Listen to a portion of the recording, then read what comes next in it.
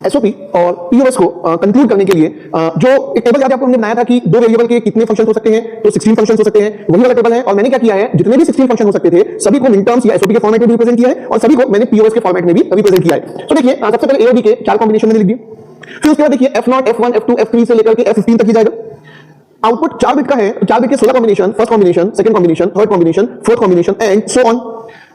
अब मैंने आपको ये भी बताया था मिन टर्म्स वो नंबर होते हैं जहां पे फंक्शन की वैल्यू 1 होती है और मैक्स टर्म्स वो नंबर होते हैं जहां पे फंक्शन की वैल्यू 0 होती है। अब जैसे फॉर एग्जांपल ये F2 है, ठीक है, F2 में देखो 0 0 1 0, ये देखिए ये आपके मिन टर्म्स कौन से हैं, ये देखो यहां से मैं लिख दिया ये 0 1 2 3 0 1 2 3 और सभी के लिए प्रोडक्ट टर्म क्या होगा वो मैंने लिख दिया, सम टर्म क्या होगा वो भी मैंने लिख दिया। प्रोडक्ट टर्म मतलब मिन टर्म, सम टर्म मतलब मैक्स टर्म। सो ये दोनों मैंने यहां पे नोट डाउन कर दिया, ठीक है। सो ये a plus b, this one and a complement plus b complement। अब यहां से देखिए ये अगर 0 1 2 3 डेसिमल नंबर है तो कौन से नंबर पे वैल्यू 1 है, 0 1 2 2 पे 1 है, तो देखिए मिन टर्म्स में 2 लिखा है मैंने। 2 पे फंक्शन की वैल्यू 1 है और बाकी तीनों पे फंक्शन की वैल्यू 0 है, तो ये मैक्स टर्म होंगे, 0 1 and 3 मैक्स टर्म होंगे। वैसे ही कोई भी रैंडम से देखिए 5 f5 5 का मतलब 0 1 0 1 f5 0 1 2 3, तो 1 और 3 पे फंक्शन की वैल्यू 1 है, तो 1 और 3 मिन टर्म्स, 0 and 2 पे फंक्शन की वैल्यू 0 है, 0 और 2 max term, 0 and 2 max term, 1 and 3 min term, ठीक है। अच्छा ओके, अब ये देखिए कि अब लिखना क्या है वो भी आपको पता है। जैसे 1 3 आपके मिन टर्म्स हो गए, 0 2 आपके मैक्स टर्म हो गई, हमने डिस्कस कर लिया। अब जैसे 1 and 3 तो इसके करेस्पॉन्डिंग आप लेफ्ट में देखेंगे तो आपको ए कॉम्प्लीमेंट बी मिलेगा। सो 1 के लिए ए कॉम्प्लीमेंट बी और 3 के लिए ए बी, तो ये आपका एसओपी रिप्रेजेंटेशन आ गया। और इसी फंक्शन के पीओएस के लिए मैक्स टर्म्स चाहिए, मैक्स टर्म्स कौन-कौन से हैं, 0 and 2, 0 का मतलब है a plus b हमने डिस्कस कर लिया है और 2 का मतलब है a कॉम्प्लीमेंट प्लस b। सो ऐसे ही आप देखिए कि पूरे के पूरे 16 फंक्शन के लिए मैंने लिख दिया है, एक भी कंफ्यूजन अब नहीं होना चाहिए, ठीक है। एग्जांपल 7 लेते हैं, F7 तो कितने मिन टर्म्स हैं, 3 मिन टर्म्स हैं। 3 कौन-कौन से हैं, 1 2 and 3, तो 1 2 3 मिन टर्म्स हैं। ये मैक्स टर्म है, 0 मैक्स टर्म, 0 के लिए लिखते हैं a plus b और 1 2 3 के लिए लिखते हैं a complement b plus ab complement plus ab। आप इसको सॉल्व करोगे तो यही आएगा। मैंने पहले भी बोला था एसओपी और पीओएस सेम होते हैं, कॉम्प्लीमेंट तो बिल्कुल भी नहीं होते हैं, ये दोनों दो अलग-अलग मेथड है एक ही फंक्शन को रिप्रेजेंट करने के। तो एक ही फंक्शन है, ये इसका एसओपी फॉर्मेट है, ये इसका पीओएस फॉर्मेट है। आप अगर इसको सॉल्व करोगे एसओपी को तो आपको सॉल्व होके a plus b ही मिलेगा। एसओपी पीओएस हमेशा एक ही है, दो अलग-अलग मेथड है एक ही फंक्शन को रिप्रेजेंट करने के लिए। अब जैसे देखिए 10 1 0 1 0, अब मिन टर्म कहां पे है, 0 and 2, तो ये 0 and 2 पे मिन टर्म, 1 and 3 पे नेक्स्ट टर्म है, 1 and 3 पे नेक्स्ट टर्म है, 1 and 3 पे नेक्स्ट टर्म, 0 2 तो ये हो गया a complement b complement ab complement, a complement b complement ab complement, और ये हो गया आपका 1 and 3, तो ये आपका 1 and 3 a plus b complement और 3 को लिखोगे a complement plus b complement. देखो इसको भी सॉल्व करके b कॉम्प्लीमेंट आ गया, मिनिमाइज करके डिस्ट्रीब्यूटिव से इसको सॉल्व करोगे ये भी b कॉम्प्लीमेंट आएगा, हमेशा सेम आएगा। So POS will always be equal to each other, ठीक है। ऐसे ही एक बार देखो 13 1 1 0 1, तो 3 मिन टर्म हो गए, 0 1 and 3, ये देखिए 0 1 and 3, ये 2 आपका नेक्स्ट टर्म है क्योंकि वैल्यू कितनी है 0। नेक्स्ट टर्म 2 क्या लिखते हैं, a complement plus b, 0 1 3 min term को क्या लिखते हैं, a complement b complement a complement b and ab। So ये आपका एक ही फंक्शन, ये उसका मिन टर्म्स के नंबर, ये उसका एसओपी रिप्रेजेंटेशन, वही फंक्शन, ये नेक्स्ट टर्म का नंबर और ये पीओएस रिप्रेजेंटेशन। 15, अच्छा अब दो पॉइंट्स पे यहां पे मैं डिस्कस कर देता हूं, एक 15 और एक फर्स्ट वाला। तो पहले देखिए फर्स्ट वाले से स्टार्ट करूंगा, ये फर्स्ट वाला, ये देखिए ये ऑल 0 है, ऑल 0 है मतलब एक भी 1 नहीं है, तो मिन टर्म्स एक भी नहीं, मिन टर्म्स एक भी नहीं है, 0 सभी के सभी नेक्स्ट टर्म है। ये देखिए 0 1 2 3 सब नेक्स्ट टर्म है, सब नेक्स्ट टर्म है, तो मैंने चारों नेक्स्ट टर्म लिख दिया यहां पे। आप इसको भी सॉल्व करके देख लीजिए, आपका आंसर 0 आएगा। आप इसको सॉल्व करके देख लीजिए, देखो यहां से a कॉमन आ जाएगा इन दोनों से, यहां से a कॉम्प्लीमेंट कॉमन आएगा, a डॉट a कॉम्प्लीमेंट कितना 0, आप सॉल्व करके देख लीजिए, बहुत सिंपल है। तो ये आपका 0। वैसे ही लास्ट वाला देखिए ऑल वंस में आपको ध्यान क्या देना है, ऑल वंस है तो सारे मिन टर्म्स है, नेक्स्ट टर्म मैंने खाली रखा एक भी नहीं है, सारे मिन टर्म्स है तो a complement b complement a complement b ab complement plus ab। Solve कर लो, फर्स्ट का 2 का a कॉम्प्लीमेंट आएगा, सेकंड का 2 का a आएगा, तो ये हो गया a complement plus a is equal to 1। ये देखिए बस ये चीज आपको ध्यान रखनी है, अगर एक भी नेक्स्ट टर्म नहीं होगा तो फंक्शन की वैल्यू 1, अगर एक भी मिन टर्म नहीं था तो फर्स्ट में लिखा था आपको 0 पे, एक भी मिन टर्म नहीं है, ये देखिए एक बार एक भी मिन टर्म नहीं है तो फंक्शन की वैल्यू 0, एक भी मिन टर्म नहीं है तो फंक्शन की वैल्यू 0। वैसे ही अगर एक भी मैक्स टर्म नहीं है तो फंक्शन की वैल्यू 1। बाकी ये पूरा आपको दिख रहा है, आप सब एक बार अच्छे से चेक कर लीजिएगा। F15 SOP POS min term number max term number से लेकर के जितने भी फंक्शन है सभी का मिन टर्म नंबर, सभी का मैक्स टर्म नंबर, सभी का एसओपी फॉर्म, सभी का पीओएस फॉर्म। तो ये देख लीजिए आपको दिख रहे हैं जितने भी फंक्शन है सभी के मिन terms number, max terms number, SOP form, POS form से लेकर के सभी फंक्शन के मिन terms number, max terms number, SOP form, POS form. तो ये आपका कंक्लूजन है। ये अगर आपने समझ में आ गया जो कि आ गया होगा, इससे ज्यादा तो एसओपी और पीओएस पे बेसिक की बिल्कुल भी रिक्वायरमेंट नहीं है, बस थोड़ी बहुत प्रैक्टिस की नीड हो, प्रैक्टिस आप करेंगे एसओपी पीओएस पे कोई क्वेश्चन आएगा आप 100% बनेगा। अब नेक्स्ट देखिए यहाँ पे जस्ट एक शॉर्टकट से जो मिन टर्म्स के नंबर निकालने वाली प्रैक्टिस है वो शॉर्टकट हम यहाँ पे प्रैक्टिस कर रहे हैं, ठीक है। अब मुझे स्टैंडर्ड एसओपी में निकालना है और स्टैंडर्ड पीओएस में भी निकालना है। तो देखिए हमने अभी तक क्या सीखा है, जैसे कि फॉर एग्जांपल 3 वेरिएबल है एबीसी, यहां पीओ प्रेजेंट है, तो ये हो गया a = 1 b = 0 c = 1, ये आके आपका 5 1 0 1 is 5। b कॉम्प्लीमेंट में a मिसिंग है, सो a is missing, b = 0 c = 1। एक मिसिंग है तो दो कॉम्बिनेशन होंगे 0 and 1, ये भी आपका 0 1, ये भी आपका 0 1, तो ये कितना आ गया 1 and 5। यहां पे b और c दोनों मिसिंग है, a = 1 b is missing and c is missing। अब देखो एक डोंट किया था तो 0 and 1 दो कॉम्बिनेशन, दो डोंट किया है तो 4 कॉम्बिनेशन, दो डोंट किया है तो 4 कॉम्बिनेशन, एक ही वैल्यू तो 1 पे फिक्स है, तो ये हो गया 4 5 6 and 7। ये मिन टर्म्स के नंबर आ गए। तो मिन टर्म्स के नंबर इंक्रीजिंग ऑर्डर में देखिए 1 से स्टार्ट करता हूं, 1 4 5 6 7। अब जो जो नंबर्स मिन टर्म्स नहीं है वो नेक्स्ट टर्म होंगे, तो 0 से 7 तक कौन कौन से नंबर्स आपके लेफ्ट आउट हो गए, 0 बच गया, 2 बच गया, 3 बच गया, 1 4 5 6 7 0 2 3, ठीक है। तो ये आपका स्टैंडर्ड एसओपी फॉर्म है और स्टैंडर्ड पीओएस फॉर्म है। नेक्स्ट देखिए 4 वेरिएबल्स हैं a b c d। पहले तो आप ये ध्यान रखिएगा, देखिए पिछले में भी सीक्वेंस एबीसी होना चाहिए नंबर में कन्वर्ट करने के पहले, सीक्वेंस एबीसी होना चाहिए नंबर में कन्वर्ट करने के पहले, क्योंकि इसका कांसेप्ट ये है, ये सीक्वेंस में सी का वेटेज होता है 2 टू द पावर 0, बी का वेटेज होता है 2 टू द पावर 1, ए का वेटेज होता है 2 टू द पावर 2, तो ए आपका मोस्ट सिग्निफिकेंट बिट होता है और सी आपका लीस्ट सिग्निफिकेंट बिट होता है। तो ये देखिए हमेशा एबीसी का सीक्वेंस मेंटेन, एबीसी का सीक्वेंस हमेशा मेंटेन।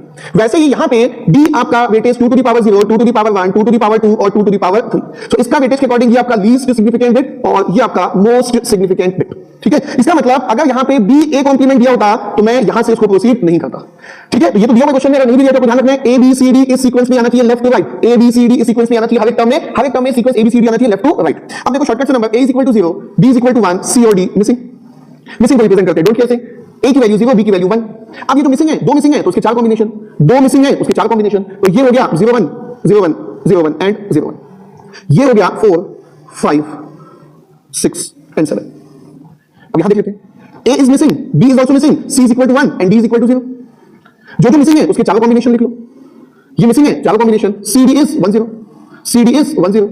कौन कौन से नंबर्स आ गए, ये 2 है, ये 6 है, ये 10 है और ये आपका 14, ये 10 और ये आपका 14। सो ऐड कर लीजिए सबको, तो ये आपके मिन टर्म्स कौन कौन से आ गए, इंक्रीजिंग ऑर्डर में लिखने की कोशिश कीजिए। 2 है, 4 5 6 7 10 एंड 14। तो कौन कौन से नंबर्स बच गए, अब देखो 3 वेरिएबल्स थे पहले, तो 0 से 7 तक में दिखता था, अब 0 से 15 तक कौन कौन से वेरिएबल्स बच गए, देखिए कौन कौन से नंबर्स बच गए। 0,1 2 यहां पे है, 3 4 5 6 7 यहां पे है, 8 9 10 यहां पे है, 11 12 13 14 यहां पे है, 15 ये आपका आ गया स्टैंडर्ड एसओपी में और स्टैंडर्ड पीओएस में। नेक्स्ट अगेन 4 वेरिएबल्स की बात है। सो जितने भी टर्म्स है उसमें ध्यान से देखिए एबीसीडी सीक्वेंस में होना चाहिए, यहां भी एबीसीडी सीक्वेंस में है, ये तो एक ही है तो सीक्वेंस में नहीं है, जंबल्ड वे में नहीं होना चाहिए, हर एक टर्म को देखना है, इंडिविजुअल टर्म्स को देखना है, ABCD should be in sequence. अब देखो जैसे ये सिंपल है, इसको मैं पहले लिख देता हूं, a equal to 1 b equal to 1 c equal to 1 d equal to 1, ये आपका आ गया 50, 1 1 1 1 डेसिमल में आ गया 15। अब देखो a is missing, b is missing, c is equal to 0 and d is missing. एक मिसिंग था, एक डोंट केयर के दो कॉम्बिनेशन, दो मिसिंग, दो डोंट केयर के चार कॉम्बिनेशन, तीन मिसिंग, तीन don't care 8 combination. So missing वाले के 8 कॉम्बिनेशन पहले मैं लिख रहा हूं 0 1 2 3 4 5 6 7। अब c की वैल्यू किस पे फिक्स है, 0, c की वैल्यू 0 पे फिक्स है। बाकी मैंने कितने कॉम्बिनेशन लिख लिए, 8 कॉम्बिनेशन, तीन मिसिंग के 8 कॉम्बिनेशन, तो ये देखिए नंबर कितने हो गए, 0 1 4 5 8 9 12 13। तो ये आपके मिन टर्म्स आ गए 0 1 4 5 8 9 12 एंड 13। तो नेक्स्ट टर्म्स कौन से हुए, नेक्स्ट टर्म्स में जो लेफ्ट आउट हो गए 2 एंड 3 4 5 6 7 8 9 10 11 12 13 14 एंड 15। ठीक है, ये आपके मिन टर्म्स और ये आपके नेक्स्ट टर्म्स।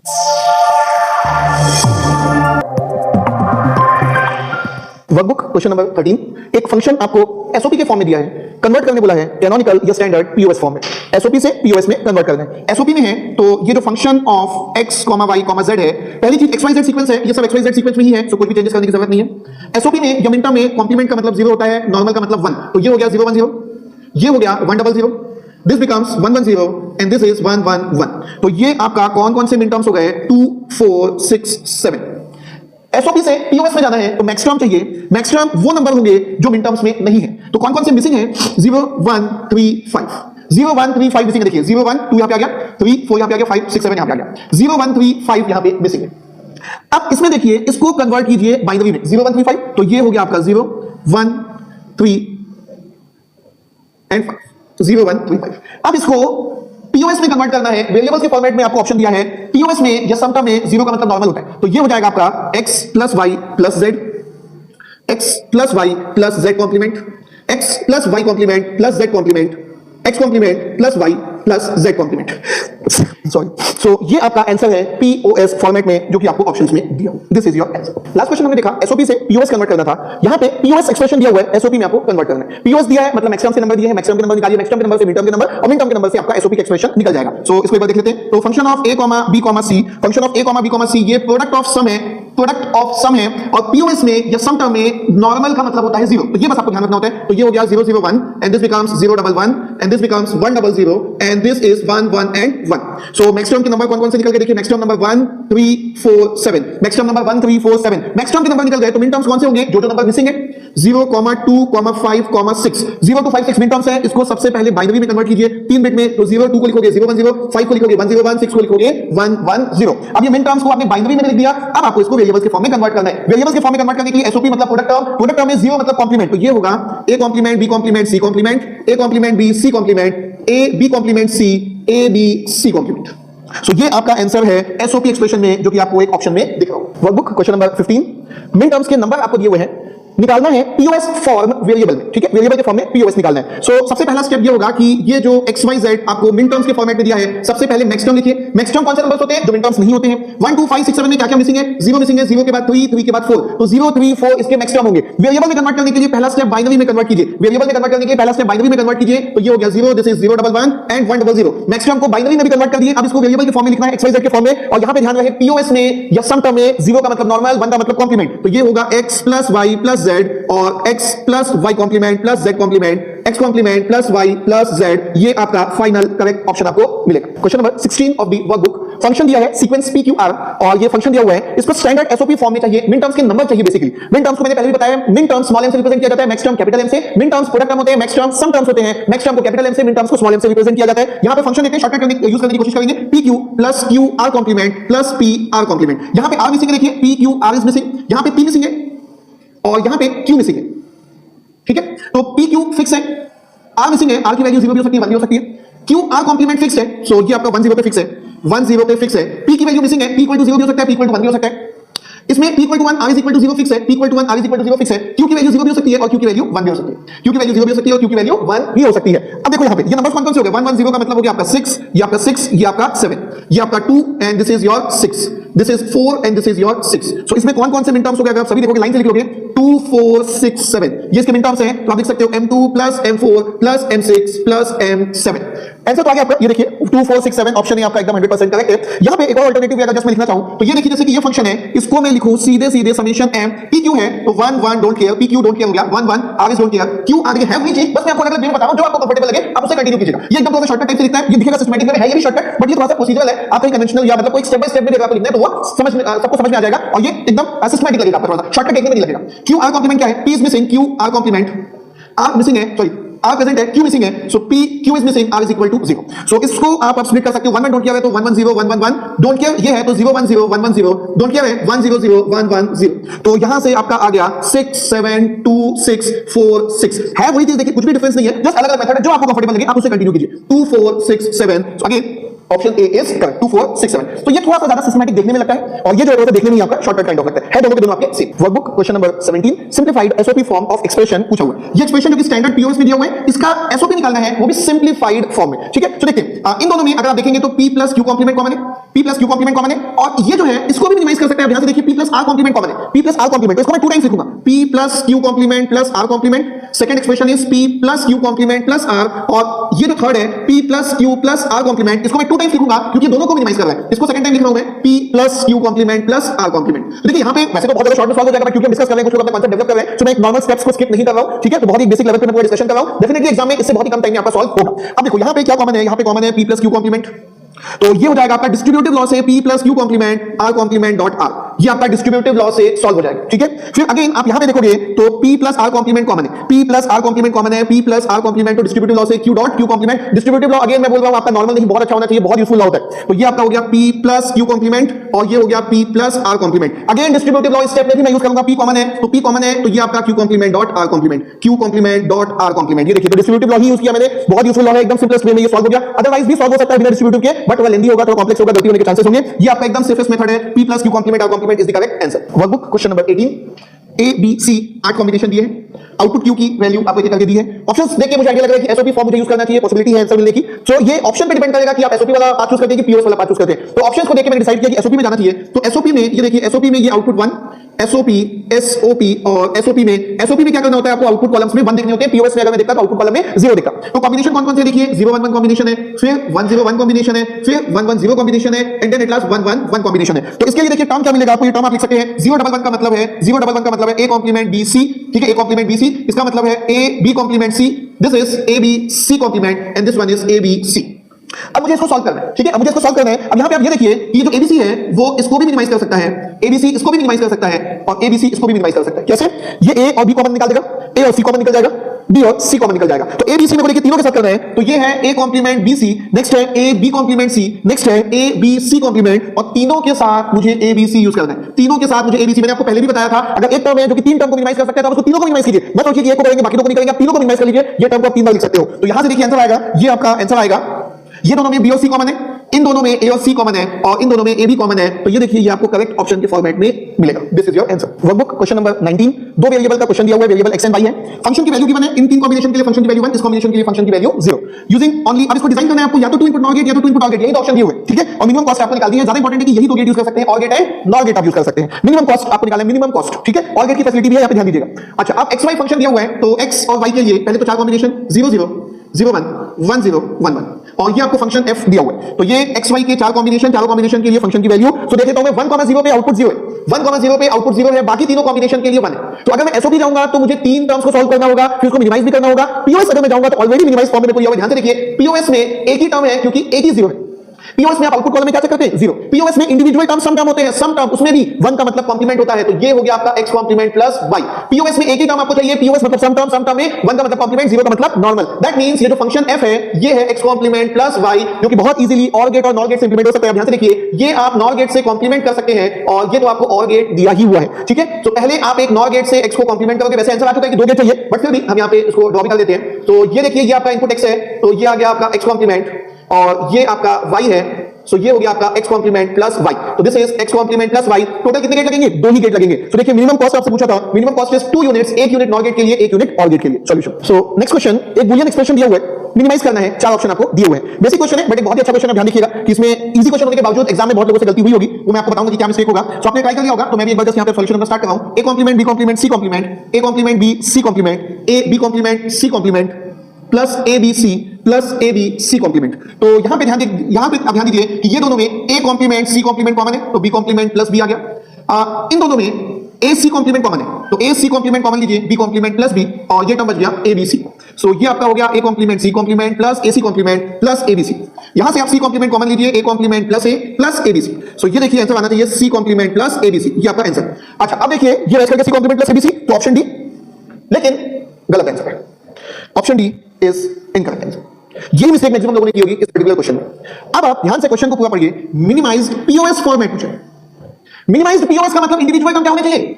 सम टर्म होने चाहिए, लेकिन ये इंडिविजुअल टर्म क्या है? ये प्रोडक्ट टर्म है। ये आपका एसओपी निकल गया है, जो कि नहीं पूछा था। क्वेश्चन में क्या पूछा है? क्लियरली बोला है पीओएस में आंसर दीजिए, तो ये ऑप्शन डी मिनिमाइज करने से आ गया, बट स्टिल आपका एकदम 100% इनकरेक्ट आंसर है। अब देखिए इसको आगे आपको क्या करना है। ये देखिए, सी कॉम्प्लीमेंट प्लस एबीसी आ गया। अब डिस्ट्रीब्यूटिव लॉ से सी कॉम्प्लीमेंट प्लस एबी और सी कॉम्प्लीमेंट प्लस सी, फिर से डिस्ट्रीब्यूटिव लॉ लगाइए, ए और बी को भी डिस्ट्रीब्यूट कीजिए। C complement plus A, C complement plus B, C complement plus C तो बन गया।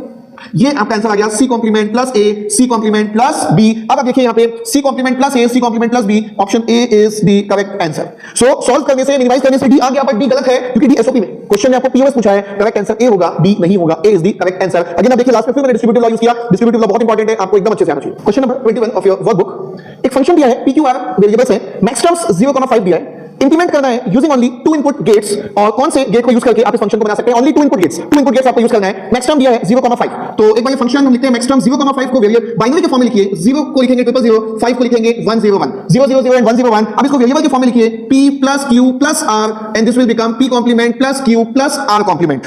सो यहां पे आप ध्यान से देखिए कि 1 को कॉम्प्लीमेंट के टर्म में कन्वर्ट किया मैंने, 0 को नॉर्मल में किया, क्योंकि पीओएस या सम टर्म या मैक्स टर्म में ऐसा ही होता है। अब इन दोनों में आप देखिए q कॉमन है, इन दोनों में q को कॉमन निकाल दीजिए। Distributive law, again distributive law, q को कॉमन निकालिए, q को कॉमन निकालोगे तो ये होगा p plus r dot p complement plus r complement. इसको सॉल्व करके देखते हैं। This will become p dot p complement plus p dot r complement plus r dot p complement plus r dot r complement. p dot p complement भी 0, r dot r complement भी 0, तो ये जो function x है ये देखिए आ गया q plus p r complement plus p complement r।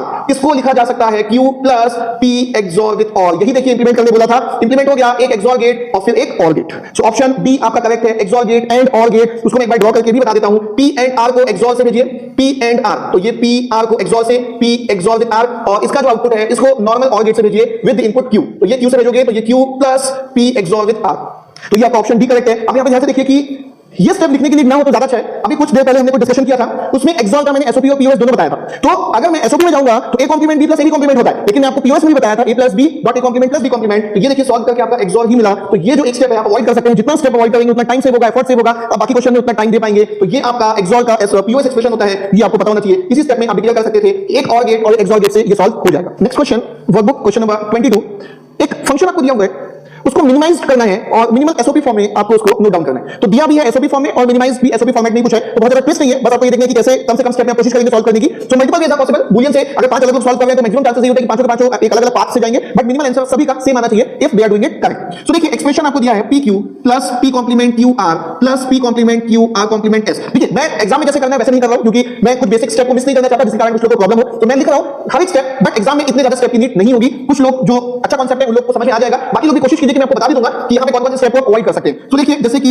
इन दोनों में p कॉम्प्लीमेंट q कॉमन ले सकते हैं, तो ये हो गया r plus r complement s। So pq plus p complement q, ये हो गया r plus r complement and this is r plus s। Now this becomes pq plus p complement q r plus s। अब देखिए मैं जो आपको बता रहा था कि एग्जाम में ये स्टेप के बाद मैं डायरेक्टली ये स्टेप लिख सकता हूं। ये p कॉम्प्लीमेंट q कॉमन है, r plus r complement s में माइंड में डिस्ट्रीब्यूटिव लॉ क्लियर होना चाहिए। r plus r complement s का मतलब होता है r प्लस r कॉम्प्लीमेंट और r plus s, r plus r complement 1 होता है तो r प्लस s। मुझे पता है कि मैं p कॉम्प्लीमेंट q कॉमन ले रहा हूं, तो r plus r complement s की वैल्यू होनी चाहिए r प्लस s। एग्जाम में ये दो स्टेप आप स्किप करके डायरेक्टली यहां पे आ सकते हैं, इतना कंफर्टेबल आपको अपने आप को बनाना है। अब देखिए इसको आगे मैं प्रोसीड कर रहा हूं, तो हम कहां तक आ चुके हैं, pq plus p complement q r plus s। अब देखिए इन दोनों में फिर से मैं डिस्ट्रीब्यूटिव लॉ बहुत इंपॉर्टेंट होता है आपका, फिर से देखिए यहां पे q दोनों में कॉमन है। अब जैसे ही मैं q कॉमन निकालूंगा, ये हो गया p plus p complement r plus s। जैसे ही मैं p कॉमन निकालूंगा ये हो गया p plus p complement r plus s। अब देखो ये आपका हो गया डिस्ट्रीब्यूटिव लॉ से p plus p complement p plus r plus s। ये डिस्ट्रीब्यूटिव लॉ की बात करवाते हैं जो मैं यूज करूंगा। यहां पर मैंने सिर्फ q को कॉमन निकाला है, डिस्ट्रीब्यूटिव लॉ यहां पे यूज किया है p प्लस p कॉम्प्लीमेंट, तो एक बार ये p कॉम्प्लीमेंट एक बार r प्लस s, तो p plus p complement dot p plus r plus s। p plus p complement is again 1, so this becomes q p plus r plus s। Again exam में आपको अपने आप को इतना comfortable करना है कि ये स्टेप जो कि देखिए पहले मैं लिख चुका हूं, ये देखिए ये स्टेप लिख चुका हूं, इसके बाद सीधे ये जो है मेरा यहां तक भी मैं आ सकता हूं। अगर आप बहुत ज्यादा कंफर्टेबल है आप यहां तक भी आ सकते हैं। देखिए यहीं पे मुझे देखिए q कॉमन अलग से आ गया, p plus p complement into ये, अब p प्लस p कॉम्प्लीमेंट 1 होगा तो बचा क्या, p plus r plus s। तो आप अगर कंफर्टेबल है एग्जाम में तो यहां से स्टार्ट करेंगे, ये पहला स्टेप और ये दूसरा स्टेप, और यही आपका आंसर है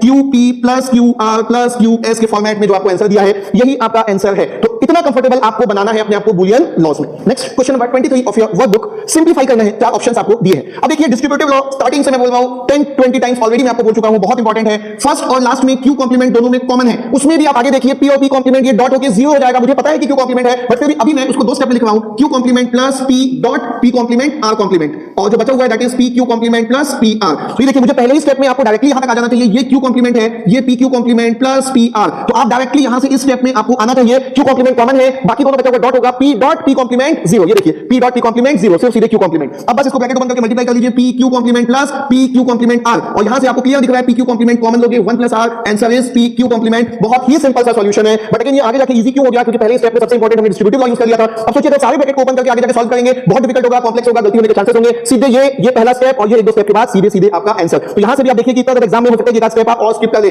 तो एकदम कंफर्टेबल आपको बनाना है। बनाए हुए क्वेश्चन को भी दोबारा बनाइए, आपकी प्रैक्टिस होनी चाहिए, कांसेप्ट एकदम क्लियर होनी चाहिए। अभी मैं क्वेश्चन कर रहा हूं बूलियन लॉ से सॉल्व कर रहा हूं, आगे जाके केएमएफ वाले क्वेश्चन होंगे, केएमएफ से मिनिमाइज, बूलियन से मिनिमाइज, सारे क्वेश्चन को आप बूलियन वाले क्वेश्चन को केएमएफ से भी कीजिए, केएमएफ वाले क्वेश्चन को बूलियन से भी कीजिए, ऐसे आपकी प्रैक्टिस होगी। नंबर ऑफ क्वेश्चंस बहुत सारे आपको मिल सकते हैं। सो ये आपका final answer pq complement option में आपको दिख गया होगा, this is the correct answer.